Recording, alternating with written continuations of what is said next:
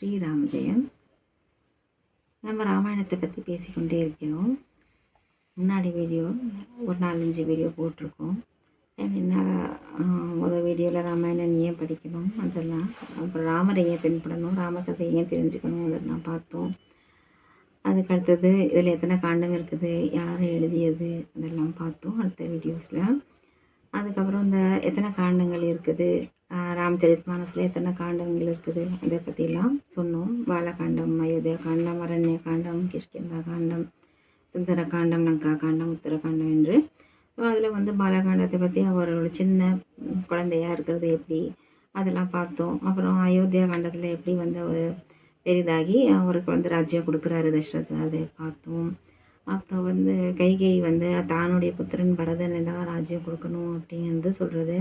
அதை அப்புறம் வனவாசத்துக்கு அனுப்புனது ராமரை, அதை பார்த்தோம்.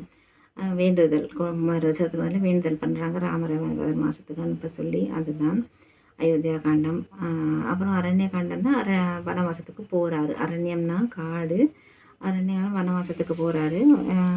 அதை பார்த்து வனவாசத்தில் எப்படி இருந்தார், அரக்கர்கள்லாம் எப்படி இது பண்ணார், அரக்கர்கள்லாம் கொன்றாரு, ரிஷி முனிகர்கள்லாம் எப்படி அவர் சாந்தமான ஒரு அமைதியான காடு ஒரு பூஜை பண்ணுறதுக்கான இது அமைப்பு தராரு, அதெல்லாம் பார்த்தோம்.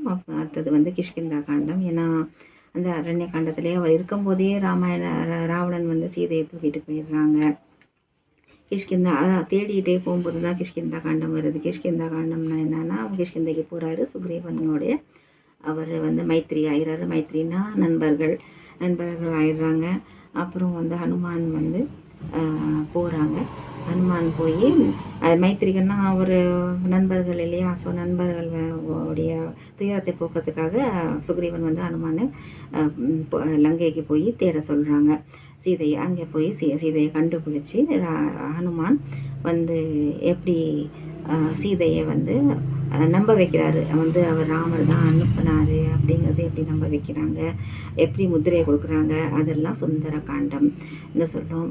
ஸோ ஹனுமான் அங்கே போய் சீதாவுடைய துயரத்தை போக்குனது தான் சுந்தரகாண்டம். அதை படித்தால் ரொம்ப விசேஷம் என்று நம்ம முன் வீடியோஸில் பார்த்தோம். இன்றைக்கி நம்ம லங்கா காண்டத்தை பற்றி பார்க்க போயிடும். ஏன்னா இது வரைக்கும் நம்ம என்ன பார்த்தோம், சீதா கிட்ட போய் துயரத்தை தீர்க்குறாரு. அவர் போய் சொல்லிடுறாரு விவரம், கூடிய சீக்கிரம் நம்ம வருவார், ராமர் வருவார் அப்படிங்கிறது சொல்கிறாங்க. அப்படின்னு இங்கே கொடுத்துட்டு அப்புறம் ராமர்கிட்டையும் வந்தார். ராமரும் ரொம்ப சந்தோஷப்படுறாரு. ஏன்னா சீதையை கண்டுபிடிச்சிட்டாங்க அப்படின்னு எப்படியும் நம்ம